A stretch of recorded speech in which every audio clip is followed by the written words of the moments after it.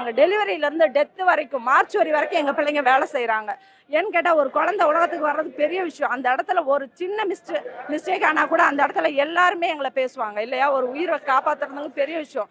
டாக்டர்லேருந்து நர்ஸ்லேருந்து நாங்கள் வரைக்கும் எல்லாமே நாங்கள் அந்த இடத்துல அந்த உயிரை கொண்டுட்டு வர்றதுக்கு படாத பாடுபடுறோம். அதே மாதிரி மார்ச்சுவரியில் அப்படி தான். ஒரு பணத்தை ஒருத்தர் வந்து போஸ்ட்மார்ட்டம் பண்ணுறான்னு அந்த இடத்துல அவங்க செஞ்சால் மட்டும்தான் அந்த வேலை. அதுலேயும் எங்கள் ஒர்க்கர்லாம் இருக்காங்க.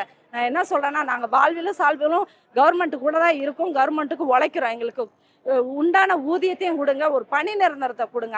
நான் வந்து மகளிருக்கு தான் நான் வந்து எல்லாமே செஞ்சுக்கிட்டு இருக்கேன். மகளிருக்கு நான் வந்து இலவச பேருந்து விட்டேன்னு சொல்றாரு. இலவச பேருந்து மகளிருக்கு விட்டுட்டீங்க, ஆனா மகளிருக்கு என்ன செய்றீங்க? கிராமப்புறத்துல பொங்கலுக்கு வந்து நான் வந்து இவ்வளவு காசு கொடுத்துட்டேன், மகளிரை வந்து நான் கண்கலங்க விட மாட்டேன்னு சொல்றீங்க.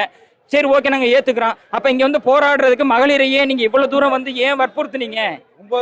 இந்த துன்புறுத்தலுக்கு ஆளாக்குனது நீங்க தானே. இப்ப உதயநிதி ஸ்டார் வந்து அவர் நினைக்கிறாரு, ஒவ்வொரு படத்துல அவர் அவ்வளவு 1000 டைலாக் பேசுறாரு. அந்த 1000 டைலாக்ல எத்தனையோ டைலாக் இருக்கு. நாங்க வந்து மகளிருக்கு அவ்வளவு செஞ்சிருவோம், மகளிருக்கு இவ்வளவு செஞ்சிருவோம், மகளிரை மதிக்கணும், ஒவ்வொருத்தனையும் இழிவுபடுத்தக்கூடாது, எல்லாமே பேசுறாரு. அது சினிமாக்கு மட்டும்தான் பொருந்துமா? நிஜ வாழ்க்கைக்கு பொருந்தாதா?